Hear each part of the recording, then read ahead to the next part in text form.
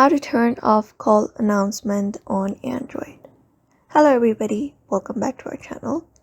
In today's video, we are going to teach you on how we can fix that, how we can turn off the call announcement on Android.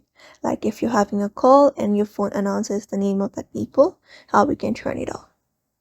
So in order to turn it off, it is super easy. You just need to follow up the steps. Once you've opened up your device, you can simply head over to the phone icon at the bottom left corner. Here you will be seeing this interface. So what you can do is go ahead and tap on the three dot at the top right corner of your screen and go ahead and tap on settings and open up your settings.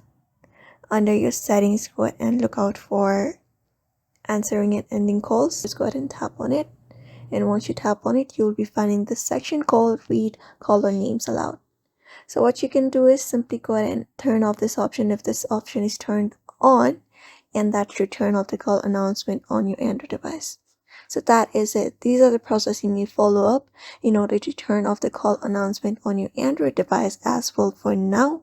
So therefore, I hope this video was helpful to you, and thank you for watching this video.